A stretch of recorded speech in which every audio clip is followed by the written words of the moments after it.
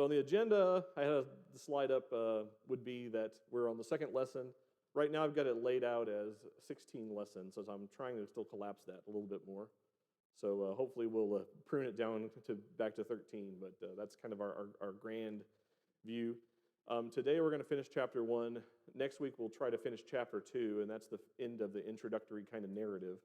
And then we'll go in after that. The following weeks will be the different friends that Job is talking to, what their advice to him is, Job's response to those friends. And then that cycle kind of keeps repeating over and over again. And we'll just keep covering that throughout the middle chapters. I think there's some good lessons to learn in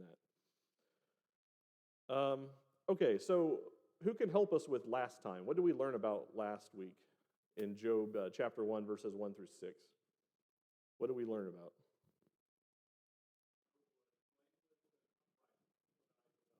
Okay, Job was blameless, upright in the eyes of God. He feared God. He turned away from evil.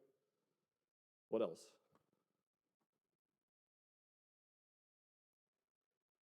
A man of great wealth, yeah. He was rich. He was blessed beyond measure, for sure.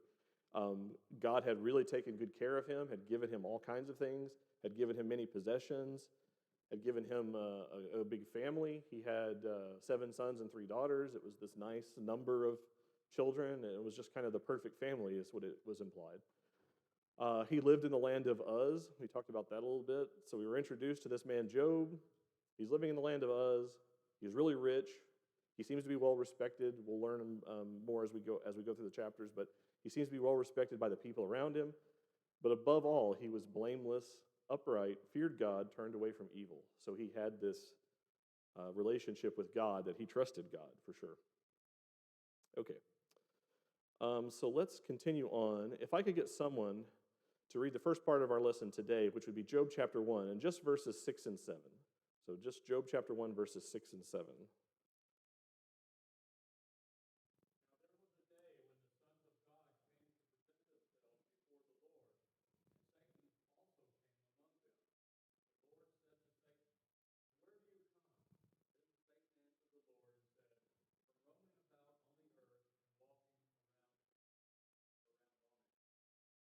Okay, thank you. All right. So we start in this part of the passage here, and the first thing we notice is there's a kind of a scene change, right? We were talking about this man that lived in the land of Uz, a man living on earth. Now we're talking about being in the presence of God. That's a pretty big jump. So what is going on here in this scene?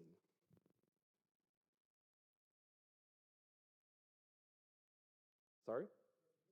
There's a meeting, okay? Okay, so who's there? Satan and the sons of God. Okay, interesting, right?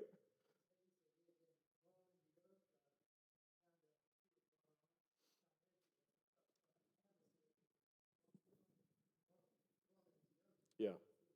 Yeah, we're going to touch on that a little bit more as we go on. But this scene that's presented here is a bit unusual, to say the least, right? It's not something that we read about too often in the Bible. We read that the sons of God are presenting themselves before God. Satan has come along with them. So what's going on here in this scene? First off, the obvious question that's going to come to you is, who are these sons of God? And this would be good to have the slide deck now, because I can look through the questions. But who are these sons of God? Are they angels?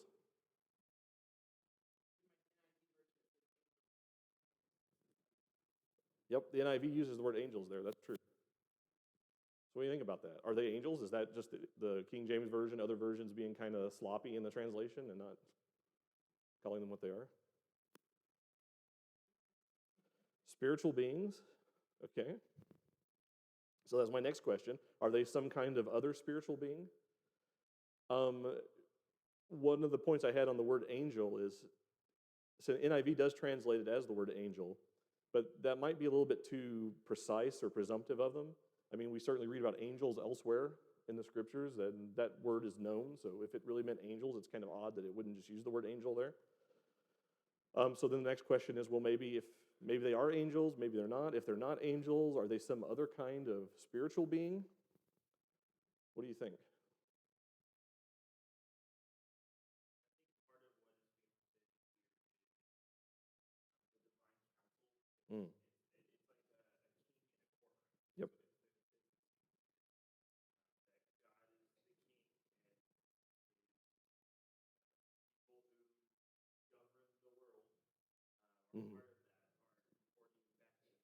Okay. Okay. Yep. I think I would agree with you on that one. First of all, just let's before we get too far from the sons of God, I just want to bring that up again and just kind of think through that a little bit more. If you remember Wednesday night, I think when Zach was out of town, we had a class about this and we talked about this in some detail. It was an interesting topic to me, so I just want to refresh our minds on some of the things we learned from that. Just this term, this phrase, sons of God, we can see how that's used elsewhere in the Bible to maybe kind of understand what's being talked about here. And this word only seems to be used in the book of Job in the Old Testament. So that's one interesting thing. We'll see it several times in the New Testament, but we don't really see it in the Old Testament. In the New Testament, however, there's several examples of what it means. And if I'm just going to read some chapters and verses off, you don't have to go to them, but I just want to kind of summarize that. In John chapter 1 and verse 1 through 13, we learn that those that receive Christ were empowered to become the sons of God and were born not of man, but of God. So there's a connection there with God and not with man. Romans chapter 8, verses 12 through 21. Those that are led by the Spirit are the sons of God. We see that, that terminology used there. We also learn in that passage that the whole of creation is suffering, and it's waiting for God's glory. And that glory is made manifest by the sons of God. So there's an interesting connection there. In Philippians chapter 2, verses 12 through 15, we learn that the sons of God do the will of God. So they are there to do the will of God. And then finally in 1 John chapter 3, verses 1 through 2, we learn that the sons of God are like God and are foreign to the world. So there's kind of this notion of being in the image of God. So one of the connections that I want to point out there is that some clear conclusions we can draw is that we ultimately don't know exactly what the sons of God are that are described here in Job. But what we do know is that the sons of God are God's vehicle for effectuating his will and his work in the world, kind of what Zach was talking about earlier. They're the vehicle for revealing his glory to the earth. And then in the New Testament, at least, we learned that as Christians, we fall into that category today of the sons of God, that we are revealing God's glory to the world around us. We are affecting God's purpose on the earth. We are doing his work. You know, we're always supposed to be busy in God's kingdom, serving God. So I think that's a good just highlight of what the sons of God are that's being discussed here.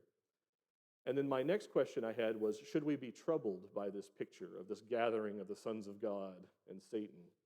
And I think Zach kind of alluded to that there. I think there's no real reason to get upset or concerned or, you know, about that picture. And as Zach mentioned, the assembling of dignitaries before a king was common in Near Eastern literature and thought. The king would sub in his attendants, receiving reports from them, taking counsel from them, and giving directives to them. God uses commonly understood imagery about the kingdom to describe the scene that is about to unfold. And I think that's done for our benefit, right? It's really hard for us to understand things that are going on in like a heavenly realm, and yet God's trying to say, like, well, you understand how kings are. You understand how kings have audiences and how they have servants, and it's the same kind of thing, just to help us understand what it means. Any other thoughts on that one? Mm-hmm.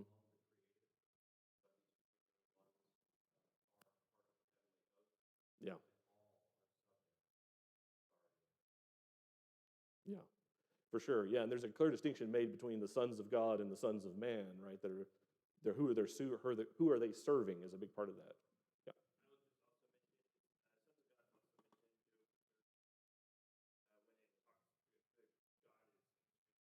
Mm-hmm. Yeah.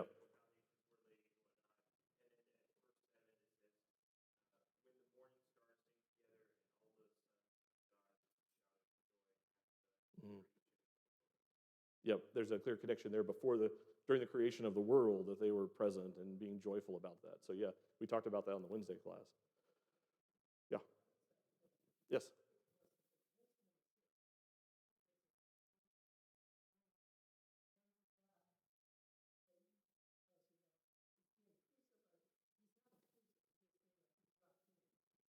I think there certainly is, right? Because it doesn't say the sons of God came together. It says they came, the Lord and Satan came with them, right? And this gets back to Dave's point over here that the sons of God were there serving God, doing God's work, right? Satan is the opposite of that, right? He's trying to work against God.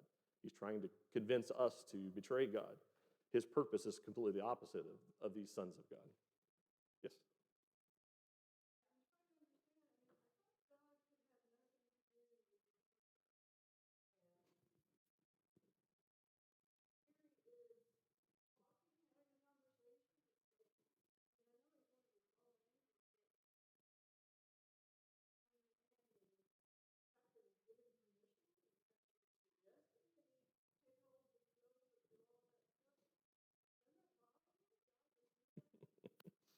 So you're trying to jump like 4 lessons all into one there, I think, right? But yeah, I mean, that's a very good point, right? Should that bother us that God has Satan here coming into this scene? Is that a contradiction about God?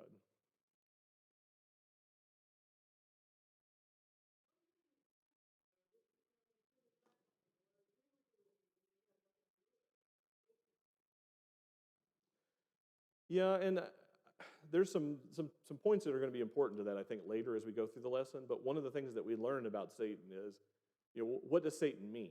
Like, Satan is a title, it's not just a name. Like, Satan is a title about the accuser, right? That's Satan's job. And we also learn in the Bible that Satan is before the Lord always, continually accusing us, right? He's always there trying to say, look at this person and the evil they've done. And this is very much similar to what's going to happen here with Job. So I think at least the picture that's portrayed of Satan is consistent with the rest of the scriptures. But that's Satan's role, is to accuse us before God. So that's clearly one of the reasons why he's gathering here, is to accuse Job before God.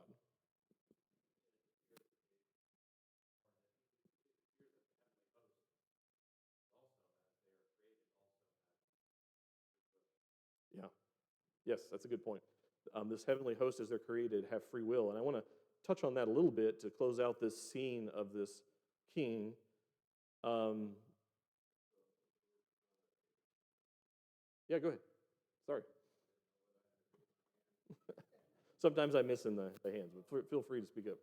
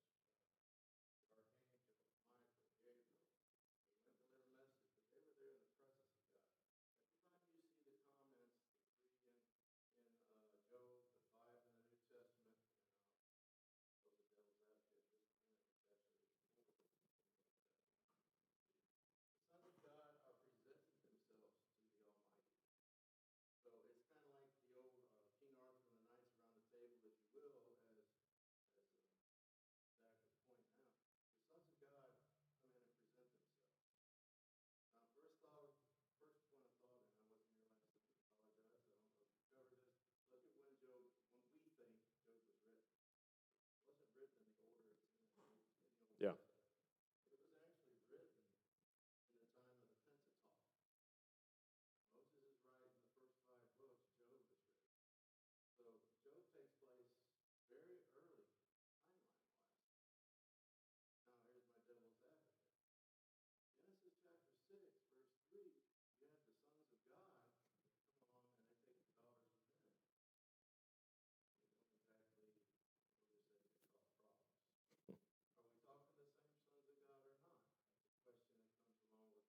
Hmm.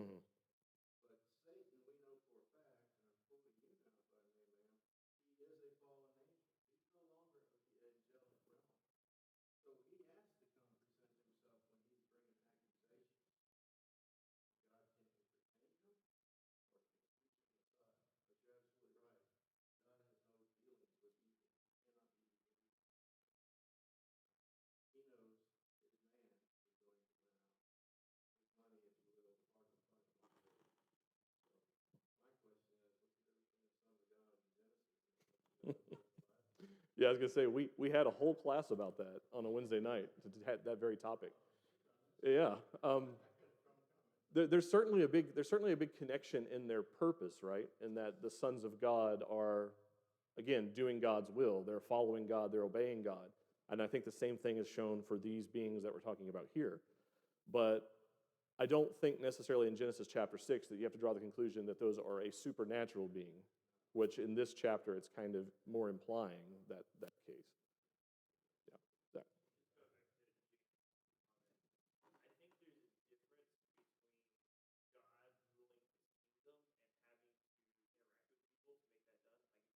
Mm-hmm.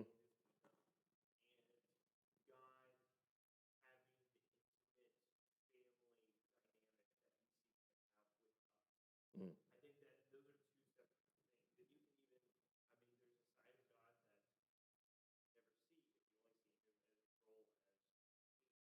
Yeah.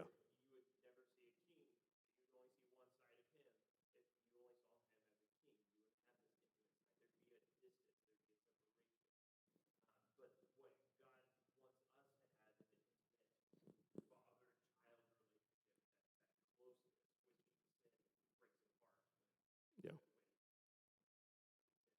That's a very good point. That family relationship is a lot different than the kingly relationship would be, right? Just to close out this topic on the scene that's here. Uh, sure, go ahead.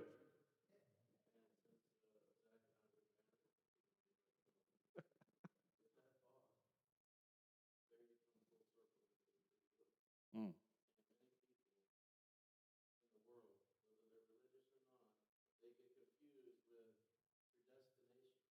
Yeah.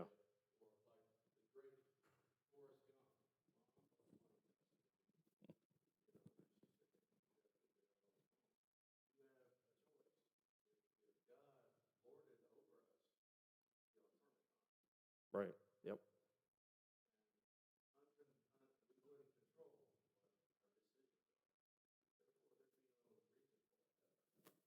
Yeah, that's true.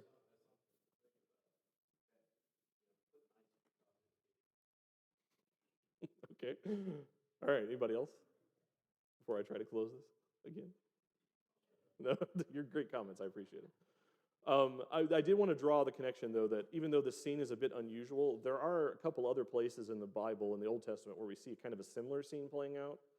One of those is Isaiah chapter 6 and verse 8. You remember the scene with Isaiah, and he's before this kind of assembly. Also, 1 Kings chapter 22, verse 19 through 23 is kind of a similar picture, perhaps, of what's trying to be described here. And I just want to read that real quick. So 1 Kings chapter 22 and starting in verse 19. And he said, I think it's Micah speaking here. And he said, "Hear thou therefore the word of the Lord. I saw the Lord sitting on his throne, and all the host of heaven standing by him, on his right hand and on his left. And the Lord said, Who shall persuade Ahab that he may go up and fall at Ramoth Gilead? And one said on this matter, and another said on that manner. And there came forth a spirit and stood before the Lord and said, I will persuade him. And the Lord said unto him, Wherewith? And he said, I will go forth, and I will be a lying spirit in the mouth of his prophets. And he said, Thou shalt persuade him, and prevail also. Go forth and do so. Now therefore, behold, the Lord hath put a lying spirit in the mouth of all these thy prophets, and the Lord hath spoken evil concerning thee. So it's kind of a similar scene that's being set there of these spiritual beings coming before God, and God, like a king, would be getting counsel from them. Or at least they're back to effectuating what God's will is, right? God has presented this case that he wants this action done, and a spirit is going to go and do this thing that God wants done. So it's an interesting scene there, and I think that's kind of possibly what Job is trying to kind of allude to, is a similar kind of scene in our minds. Okay, any other thoughts on that? I wanted to make sure we at least talked about that before we went on in through the rest of this chapter. Excellent. Okay. So again, the scene is that of God as the enthroned king with various beings gathered before him. The next question was, who else is in attendance of this gathering besides the sons of God? We talked about Satan was there as well. So we know that Satan is present. Also, point out again that the word Satan here is not a name, but rather a title, and it means accuser. Besides Job, the word Satan only appears 3 other times in the Old Testament that I could find. 1 Chronicles 21:1, Psalm 109, verse 6, and Zechariah chapter 3, verse 1.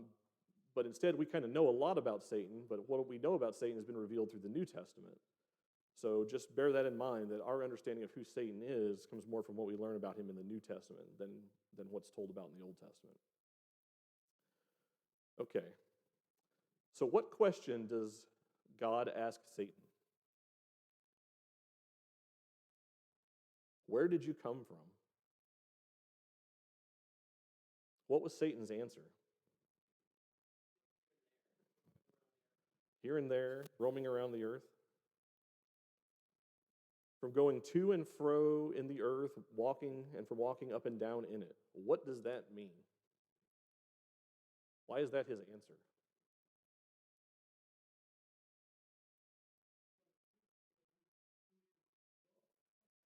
Yeah. In Peter, yeah, we learn about seeking whom he may devour, right? Like that, we see that passage. Very similar picture here, right?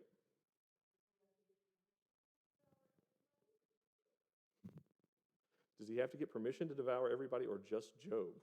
Well, it's interesting here that God asks him, well, where'd you come from? And he tells him what he's been doing. Well, that was my next question, but yes, absolutely. So what do you think? I'm asking the class. I'm trying to feed the discussion. I don't want to answer everything. Sorry? He's still doing it today, certainly. So does he need God's permission?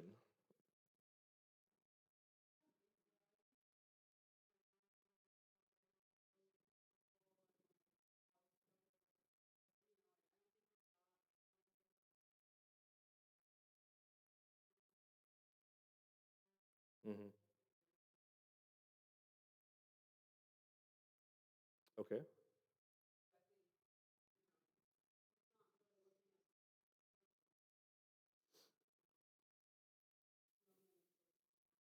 Yeah. So thinking about his answer there, he's walking, going to and fro in the earth and walking up and down in it. And my note, what does that mean? Is basically he's causing trouble everywhere, right? It's not as specific, I'm going to cause trouble here. It's everything on this, every part of the world, I'm going to try to cause problems. I'm going to try to cause trouble. Now, back to the question, I think it's going to be a little clear as we read through the next section about what Satan is allowed to do. But certainly, he's there attacking everyone. Again, he's the accuser. He's there accusing everyone in front of God always. And he's not looking for a special occasion. He's going to find every possible occasion he can and accuse everyone. Now, back to, is he doing that with God's sanction or not? Right? Is he doing that on his own accord or not? I think that's a good question. But I think as we learn here in Job, we're going to find out in the next section that we read that it's not just that Satan has the power to do anything he wants. Certainly, God is in control of what Satan does, right? God has to, let me put it this way, what Satan does to people is not outside of God's power to control, right? God still has the ultimate power and authority over everything that happens in his creation. And I think that does include Satan.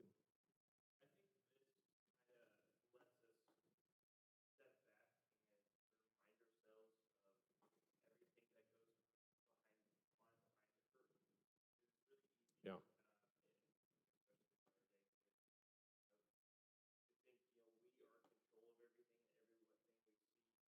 Mm.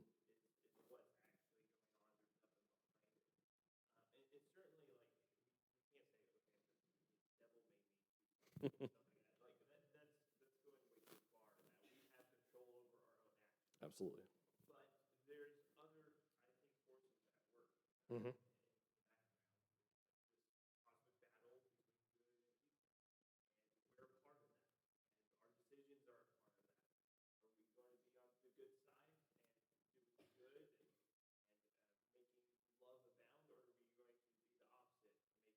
Mm-hmm.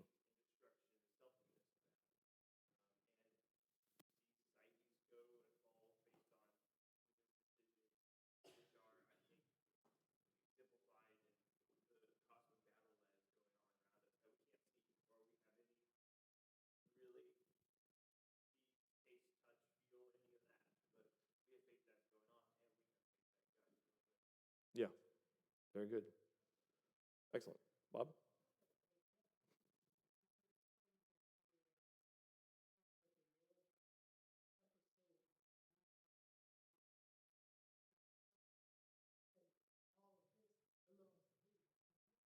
Hmm. Yeah, so that's another interesting point, right? When you talk about Christ and being tempted by Satan, and Satan offers him all these things of the world, right? Certainly, God has put certain things under Satan's subjection, under his power and control, and Satan can do with those as he wishes or give to those how he wishes. But it's different than saying that God doesn't have ultimate control, right? Unless he was lying about it, right? So I want to just kind of hold that question just briefly. I want to finish this section, these two verses, and then when we read the next section, I think it'll be a little clearer.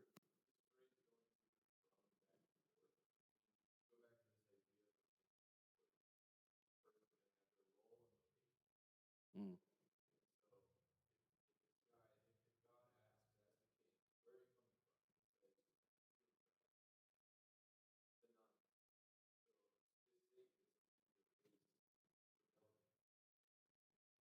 Okay. Okay. That's an interesting way to look at it. Yeah. Okay.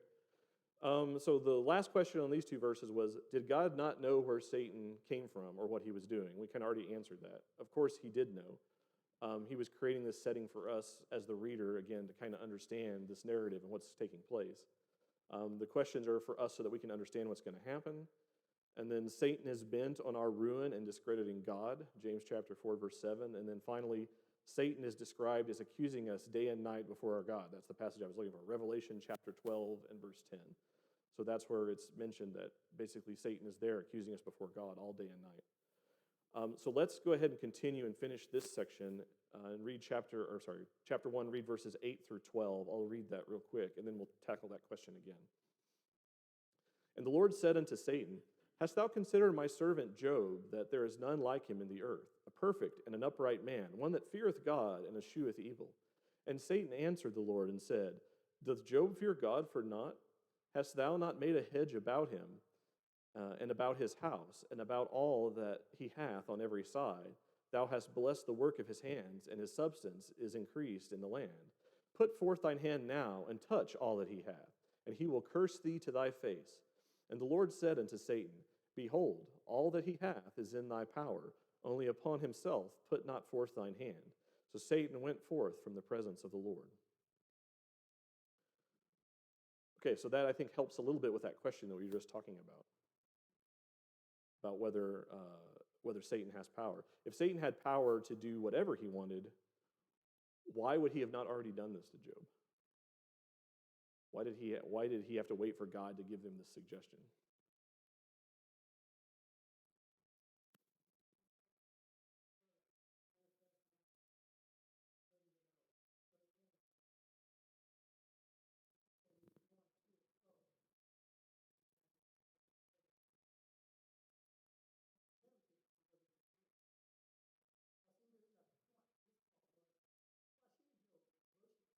Yeah.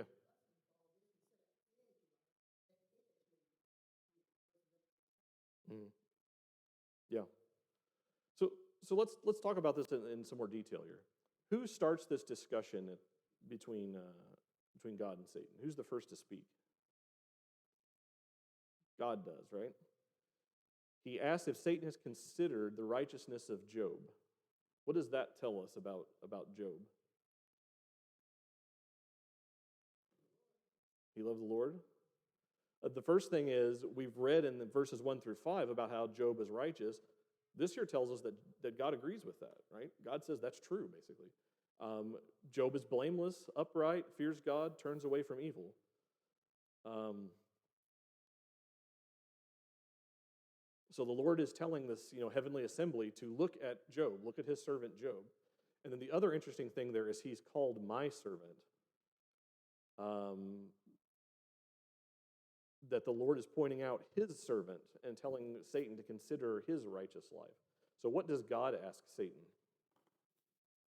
Oh, sorry, what does Satan ask God?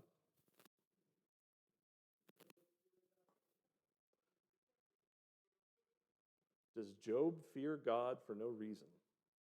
Very good question, right? I think that's probably the most important question of the entire book of Job.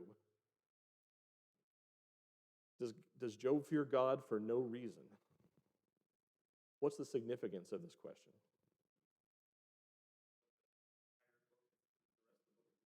That's what the rest of the book is about. Why is that important?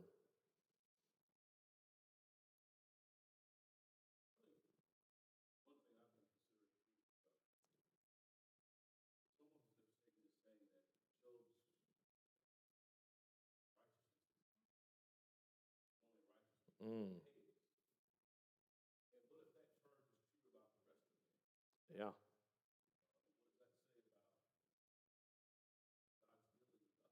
exactly. Yeah,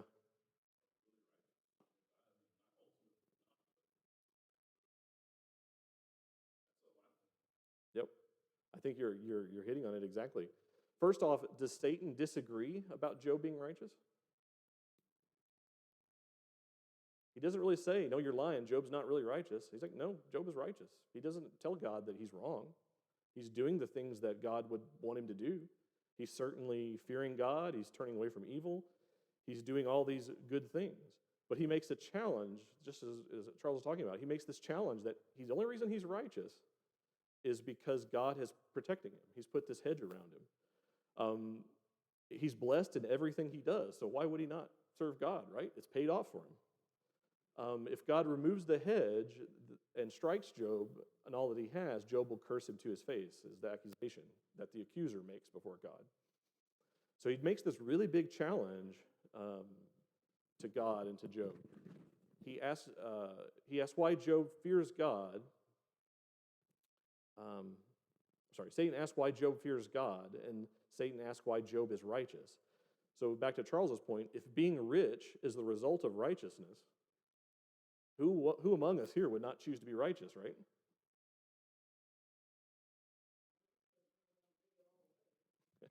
Not if he's going to turn around and take it all away.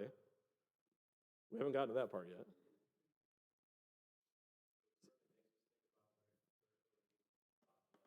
Yeah, yeah, for sure. He's accusing Job of having false motives. Job is interested in God and God's ways, not for God's sake, but because of his own prosperity. He is virtuous and innocent for his own benefit. So if you take away the hedge, you take away the blessings, you take away the benefits, then of course, he's not going to follow God anymore. Because why would he? He's losing all the benefits that he gains from it. So the Lord gives permission to Satan to strike all that Job has, and he does limit Satan from touching Job in verse 12. But but everything that he has can now be touched by Satan. Yes.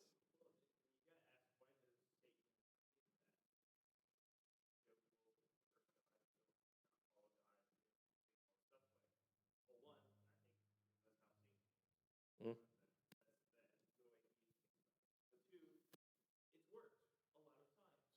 Yeah.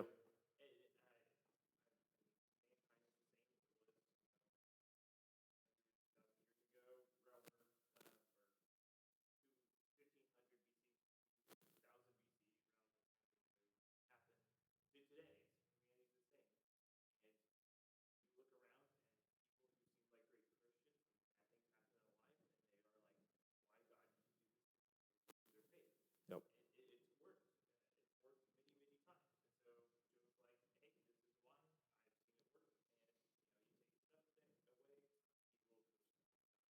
Yeah. I think that you're exactly right. It's something that it's the ploy that Satan puts against people, and it works more often than not. That's what it seems to be the case. Satan's successful in this accusation, and when people aren't blessed, a lot of them tend not to trust in God. It's a lot easier to trust in God when things are going well in your life. Yes.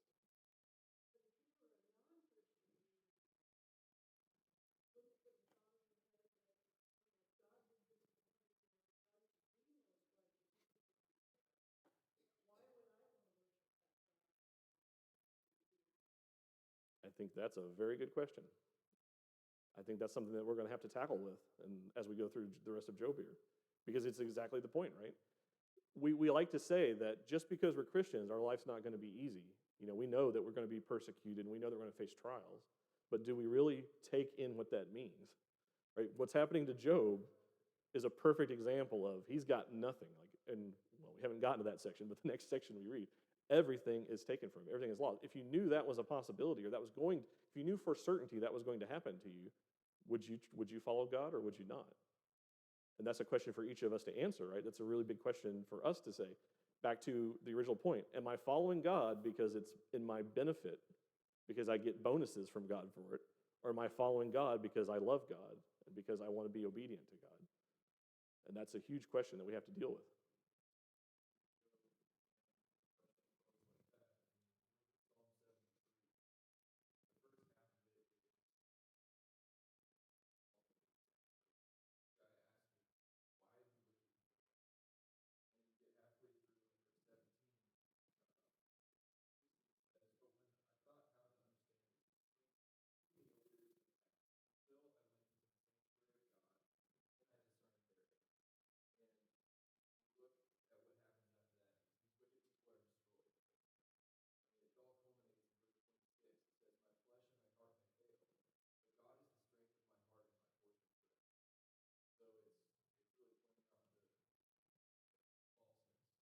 Mm. Yeah,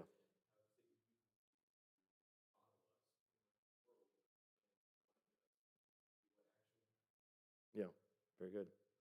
We're very quickly running out of time. I'm going to skip reading the last part of this chapter. I think you all know the story that's happening here. But basically, Job loses everything. So, first question, what happens to Job? How would you describe what happens to Job? But it's one thing to say he loses everything. Like, how serious is this loss? It's like devastating, right? It is complete and total disaster. It's like the worst case scenario that Job could come up with, I'm sure, other than him dying, right, would be what has just befallen him. Sorry? And it all happens at once. It says, when the servant is in, while he was yet speaking, another came. While he was yet speaking, another came. It's not that it took a year or it took a month. This literally happened in the same instant, in the same blink of time. All of this devastation and destruction. A messenger reports that the Sabaeans took his oxen and donkeys and killed his servants. A messenger reports that the fire of God fell from heaven and burned up the sheep and the servants. Another messenger comes to report that the Chaldeans raided his possessions, took his camels, and killed all of his servants. Finally, a messenger comes to report that his children were feasting at the older brother's house. A wind comes, knocks the whole house down, kills them all, kills all of his children. So this is complete and total devastation. So the one thing I want us to think about here is, I think what Satan, and this is a really important point to make, but what Satan does here, I think, to Job is expressly sinister in a way. Not only just does he take everything away from Job and destroys all that Job has, not only does he lose it all in a single day, but what happens to Job, does this sound like a judgment that has come from God? And to back that up, I want us to look quickly at Deuteronomy chapter 28 and verse 31 through 35. And this is talking about the curses to people that have turned their back on God and have fallen from God. It says, "Your ox shall be slaughtered before your eyes, but you shall not eat any of it. Your donkey shall be seized before your face, but shall not be restored to you. Your sheep shall be given to your enemies, but there shall be no one to help you. Your sons and your daughters shall be given to another people, while your eyes look on and fail with longing for them all day long, but you shall be helpless. A nation that you have not known shall eat up the fruit of your ground and all of your labors, and you shall be only oppressed and crushed continually, so that you are driven mad by the sights that your eyes see. The Lord will strike you on the knees and on the legs with grievous boils of which you cannot be healed, from the sole of your foot to the crown of your head." Does this sound similar to what's happened to Job? And if we look in chapter 2, we're going to read about what happens to him with the boils and stuff. Another good connection here. So Satan has made it appear to everybody that God has judged Job. Do you agree with that? So what do you think about that?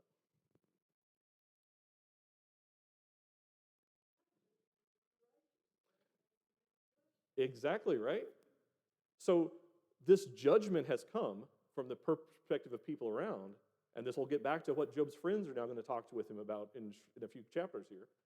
This judgment has come and befallen Job, and yet we just saw Job is righteous. Everybody sees he's righteous. Even God says, yeah, he's righteous. He's my blameless servant. And even Satan doesn't disagree. But now this judgment, or what appears to be judgment from God, has befallen him. Did God really execute this judgment against Job?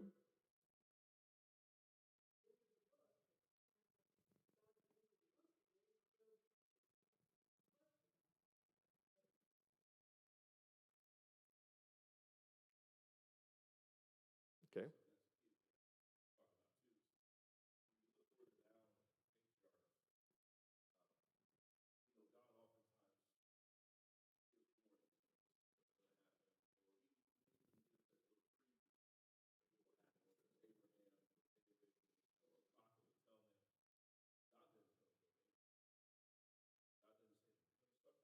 Mm-hmm. Yep.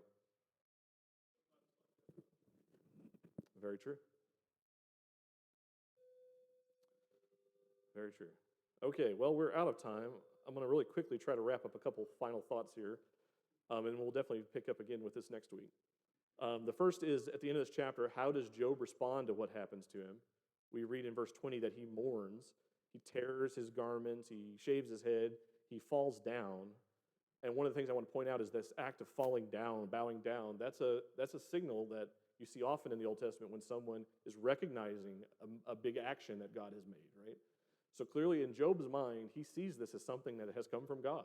And he's falling down, but his response is to worship God. It's not to make false accusations against God. He also says something really remarkable in verse 21. Naked came I out of my mother's womb, and naked shall I return thither. The Lord gave, and the Lord hath taken away. Blessed be the name of the Lord. It's probably the absolute best answer he could have given to what has just happened to him. It's a righteous response.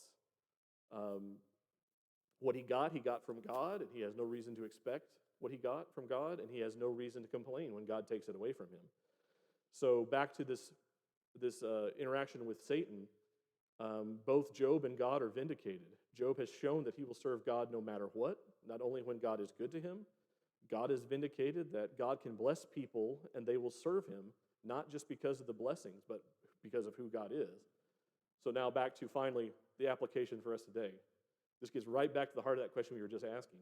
Why am I serving God today? Am I serving God because he's making my life easy? Am I serving God because I've got lots of blessings?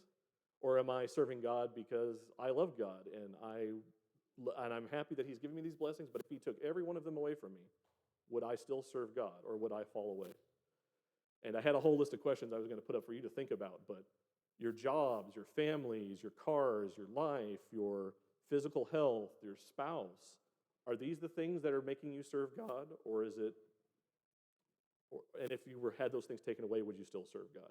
So just something for us to think about before the next lesson.